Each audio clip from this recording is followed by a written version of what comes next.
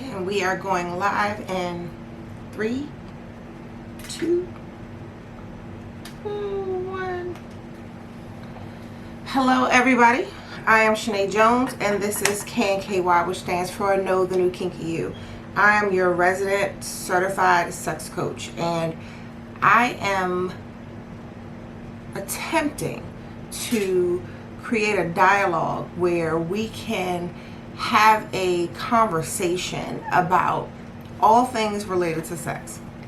Sex is one of those things where, as adults, we recognize that it's something that we do. Most of us. Not everybody's having sex, but most of us are having sex. And when we are having sex, the conversation isn't always really about our true feelings, our true desires, our true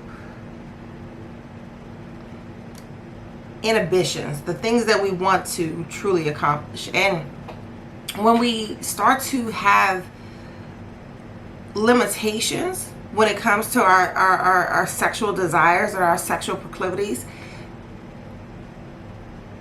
we have an option that some of us choose to exercise, which is really an option that we should think twice and thrice about when it comes to sex and sexuality. And it's called cheating. When you cheat in a relationship, it is something that can violate the terms of your relationship agreement. So let's first talk about the definition of cheating, because the definition of cheating is not the same for everybody, right? So by definition, cheating is to act dishonestly or unfairly to gain an advantage. And although we're talking about sex, I'm going to use my daughter as an example, because cheating is not necessarily something we only do during a sexual relationship. We cheat in school, we cheat playing games, board games, I'm specifically talking about. We cheat in various aspects of life, because what it does is it gives us an advantage that we perhaps didn't think that we would have otherwise. So what you're doing is actually stacking the deck to gain that advantage. But at the same time, you're taking away someone else's opportunity, especially when they're playing fairly. So you have to be very cognizant and mindful of what it means to cheat. And again, we'll talk about it a little bit more, but what does that mean for you and the person that you are with? So I'll give you my opinion. So there are certain people that believe that you can only cheat if you're a married person, because a married person is the only person that it's a violation of the sanctimony and the legal binding of a relationship that you have. But in my opinion, again, if you are in a committed partnership and you've chose to have perhaps a not necessarily exclusive relationship, but you have defined the terms of your relationship with that person, then you have now established the rules and the boundaries around what it is that you're going to do. So what I suggest is that, especially early on in a relationship, if you are discussing with your partner what it means to be in that relationship, monogamy and expectations around monogamy should be discussed, because not every person thinks of relationship constructs in the same way. And you have to really understand that there is a certain dynamic when it comes to cheating, that there are different types of cheating that happens. You have emotional cheating as well as physical cheating. So just to quickly explain the difference, when you are cheating emotionally is when you are connecting on a different level with another person other than the partner that you're with. When you are sharing details about your life that you wouldn't necessarily share with them. When you are having that higher level connection than what you can comfortably have with your primary partner. If you have to seek that out in someone else in order to feel gratification and satisfaction, then that is an emotional cheat, because you're looking for somebody to make you feel happy.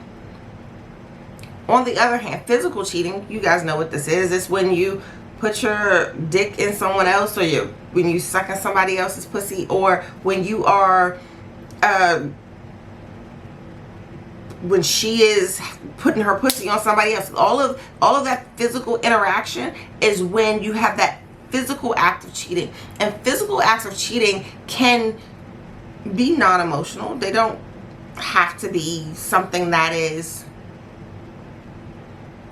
emotionally tied, but they happen for a reason, and we have to understand why it is that they happen and what it is that it means to you, to your partner, and to that relationship. So when you ask yourself and your partner, think about the following things about what, and this is a question, what do you consider cheating, in your relationship? So these are questions that you have to ask, and they are specific to you, your relationship, and what it means. So if your partner was hanging out with a friend that they used to date, would you consider that cheating? If you, and I'm trying to look at some of the comments that are coming in. If you are online and you're looking at a dating profile that you have on some kind of app, if you're flirting or liking comments online, if you are admiring or liking pictures on social media, if you're kissing and fondling someone else, if you are fantasizing about someone else in your head while you're being intimate with your partner, if they are sharing personal information about you and your relationship, do you consider any of this cheating? Perfect example, if your partner goes to a strip club and tips a dancer, or just being at the club and tips a dance, do you consider any of these things cheating? And the answer, depending on your relationship and the constructs of your relationship, will define whether or not what you're experiencing is cheating or not.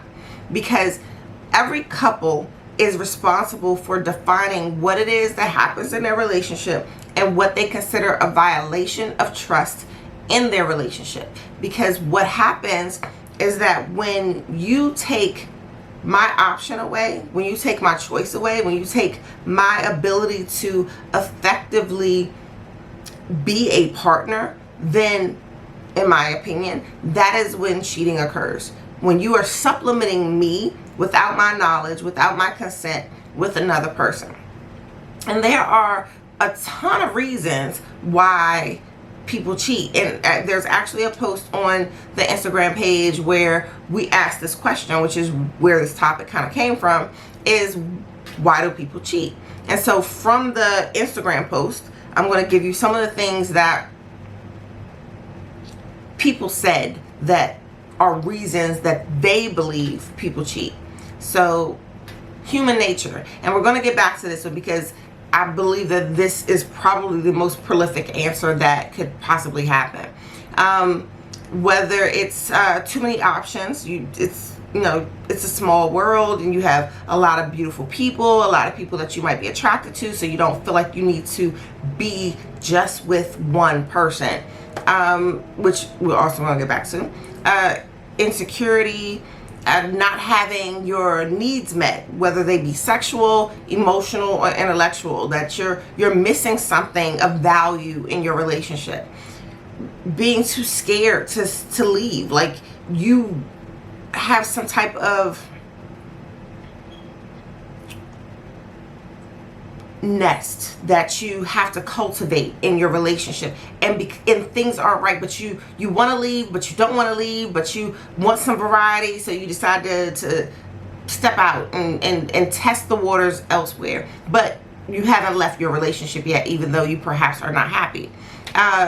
Temptation and curiosity, boredom, looking for something in someone else that your partner doesn't bring to the table, a change in physical appearance. So even when, like, if things were great when you first met your partner and things were like, woo, woo, woo, I'm lovely, I'm great, but you know, they've gained weight, they've lost weight, something has happened to them. You know, people get physical disabilities, health reasons, you know, where it changes their ability to be the person they perhaps once were, is perhaps a reason for people to cheat.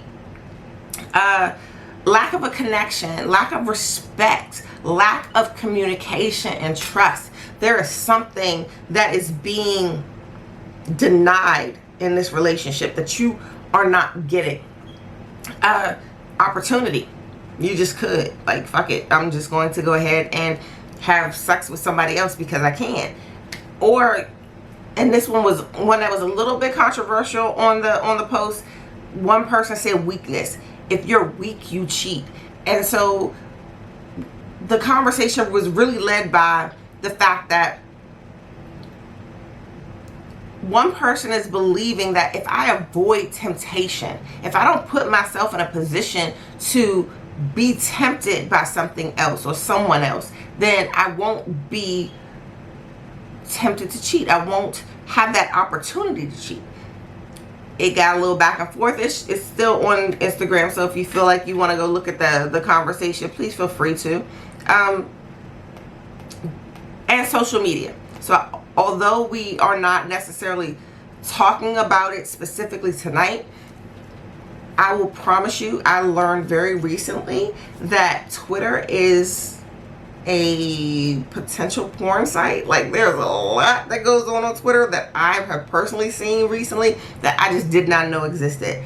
There are posts and videos of people doing all kinds of stuff that I really thought Twitter was like this, because although I do this, I'm not a social media person. So the Twitter, I thought it was like that little box characters and people retweeting stuff.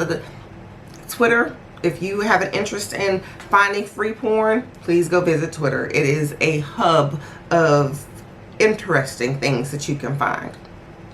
So, with all that being said, I go back to the first point, which was I believe that cheating is a part of our biology, because people are not necessarily, human beings are not necessarily designed to be monogamous. Monogamy is a social construct that we have adopted, where we expect our partners to be fully committed to us in one person.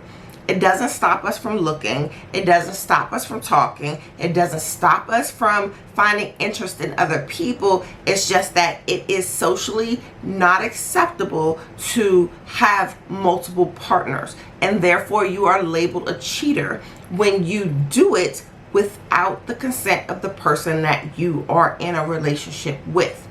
So, keeping that in mind, I really applaud those who are able to positively have multiple relationships. And these are where you have the polyamorous type of people. Now, poly is really embracing the fact that I am one and I can love multiple people at the same time. I can be physically intimate with multiple people at the same time.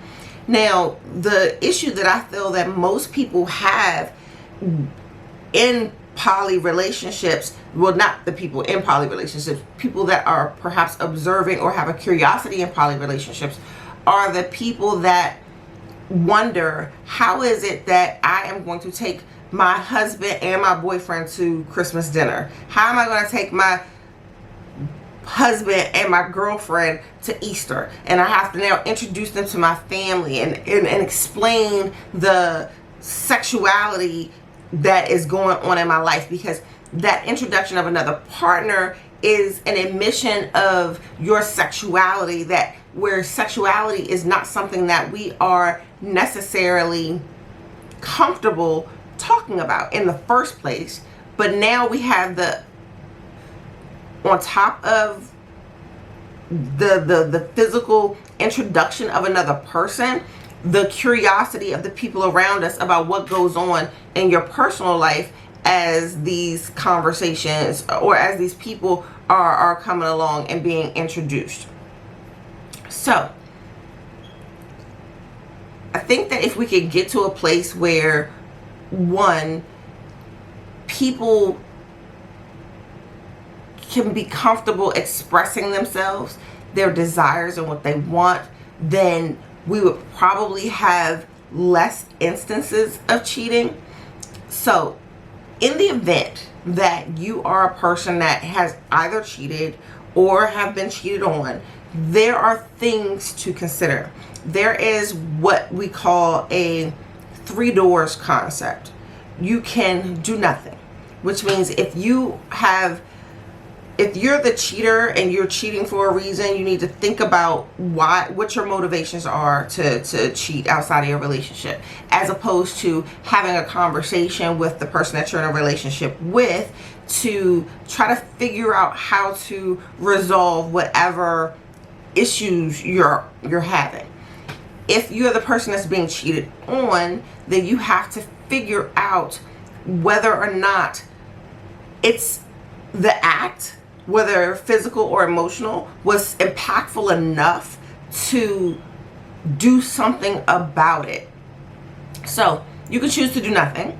You can choose to work together to resolve the situation where, you're now starting to have the conversation. So the act of cheating has happened. One or both of you have felt some level of dissatisfaction in your relationship, and you have acted out, and now you want to reconcile and do something about it. You have to be genuine in your efforts. If you're not genuine in your efforts, the same thing is going to happen. And you have to ask again yourself, why? What are your motivations? Why does this happen? What is it that I am doing in order to, one, either put myself in this situation or to accept this situation?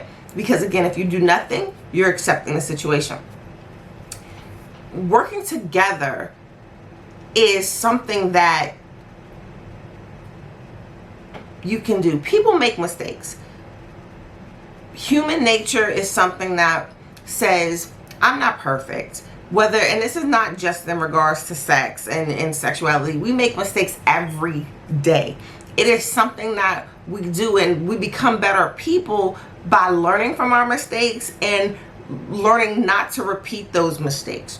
So if you're in a relationship and you have this sexual component where there is some level of either dissatisfaction or there is a level of curiosities or a lack of communication, because again, for me, it goes back to a lack of communication. We'll talk about that again in a second, where something isn't right, and you just don't feel like you have the tools in order to make that happen. So think about the do nothing, work together, or leave. You leave the relationship. You can walk away from everything that you have and say, I'm done. I'm not dealing with this anymore. And you can hope that your next relationship is better.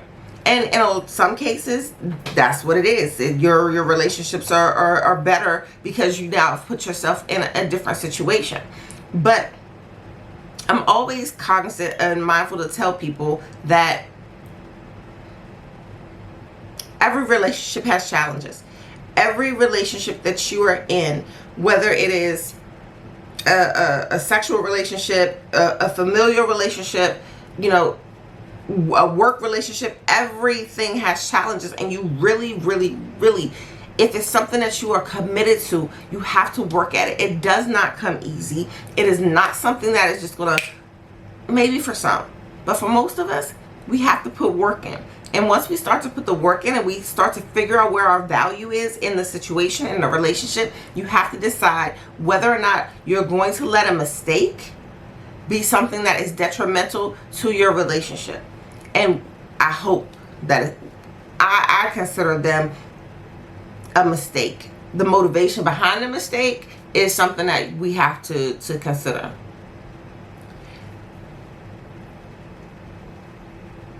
You also have to think about the impact of discovery.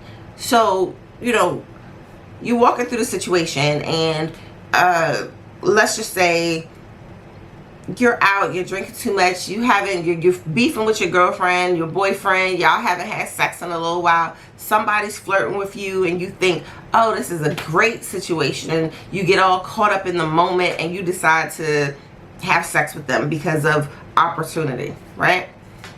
When you are dealing with that, then what are the after effects that can happen? You perhaps do or don't know that person very well. You know, what happens if that person ends up pregnant or getting you pregnant? Or what happens if there is an STD or an STI, and now you've exposed your partner to the potential of having something that they didn't have or they wouldn't have had if it wasn't for you? What about the getting the phone calls, or even, you know, the finding something in your phone or in your emails that shouldn't be there? Because if you were doing exactly what you were supposed to be doing and being faithful and committed in your relationship, it wouldn't be there. So that impact of discovery, to think to that person that is being cheated on, that says, you know, hey, I thought that I was in a healthy relationship. I thought that I was in a good relationship. Or I thought that even I knew I had trouble in my relationship, but I thought we were working on it. I thought that we were together, and yet here it is that he or she is cheating on me. That is an emotional devastation to that person, that is an inconsideration based on what it is that the cheater wanted to achieve in the moment. And we take ourselves out of a potential friendship. Hopefully it's based in a friendship, and we put ourselves in a position where the risks to our health, to our lives, to our well-being is very much disconnected from what we are mentally expecting it to be. So what I suggest is that, first of all, you just don't do it. So don't cheat. Cheating is never good. It's not something that is good for you or for your partner.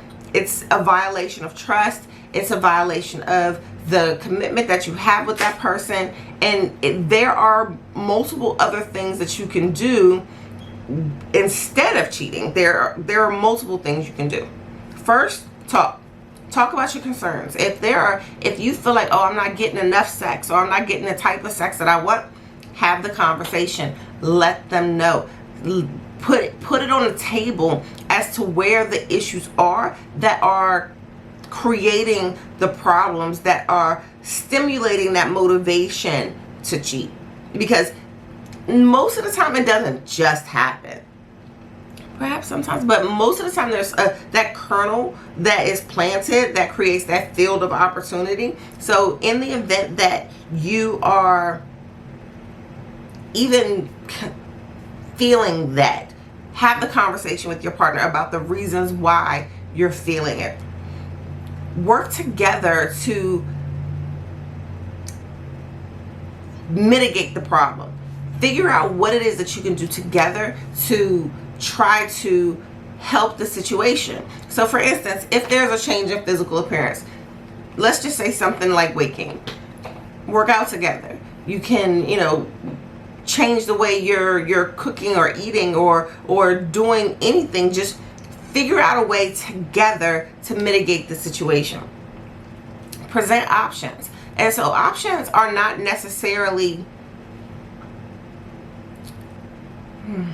So let me preface this by saying that when we're talking about options could be like, if you're bored with sex, then you can try different positions, you can bring in toys. If you are wanting a variety that you aren't currently getting, then present the option of a threesome, of going to a swingers club, of potentially a polyamorous relationship. Present the option. When people are presented options, you never know what it is that they will say, because you never know what it is that they want until you have a conversation. Communication is the key. It is the key in all relationships. If you don't talk and if you don't listen, you will not get what it is that you want. Be willing and open to discuss your fantasies and your desires. If there are things that you are into that you perhaps feel like your partner isn't into, you might have to just have the conversations and figure out really how much of what it is that you want, how much of what it is that you need is, or desire, is a need versus a want. Can you potentially live without that thing if your partner isn't into it? And if they are not into what you're into, and it's really, really important to you, then you have to question whether or not that is the relationship that you need. Because sex in a relationship is just as important as money in a relationship, is just as important as family values, as just as important as compatibility and chemistry. So I recently posted a video about compatibility and chemistry. They all go together. You have to have it along the board. It doesn't mean that you're not going to have disagreements or disputes or see the same thing, have the same opinion about everything every time. It does not mean that at all whatsoever. But what it means is you are willing to have the conversation and hopefully find an area of compromise that works for you both.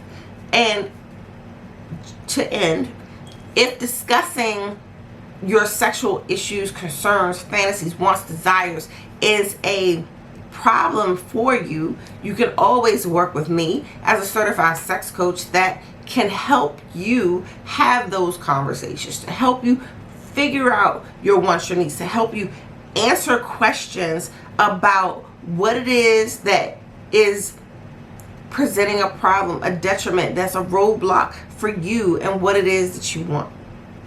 So with all of that being said, cheating is something that is hurtful first and foremost if you're the person that is being cheated on.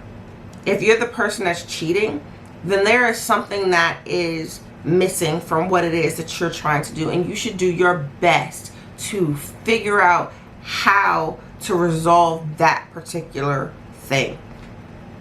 Hopefully it's something that you and your partner can come together with and understand how your relationship can be better and evolve from something, especially, again, cheating is only cheating if you get caught. So, the discovery, which is what we talked about, is a hard thing for people to swallow. Once you realize that you've given yourself to a person and what you thought you were getting back is not. Dissatisfaction in your sexual relationship or in your relationship in general is something that can be worked on. So what I'm asking you guys to do is to first and foremost talk to your partner, have the conversations, and if you find that difficult for any reason, feel free to reach out to me. I'm Shanae Jones, your certified sex coach, and I am so happy to talk to you each Wednesday night at 10 o'clock, and I will see you again next week. Oh, actually, no, I won't see you next week. I'm on vacation next week. So I will see you in 2 weeks, but you'll get posting videos. Subscribe to YouTube. All social media is DOYOUKNKY. Do you KNKY? Do you know the new kinky you? Across all social media platforms. Please subscribe to the YouTube channel. Look at the website. Everything. I appreciate you and everything you do. Thank you.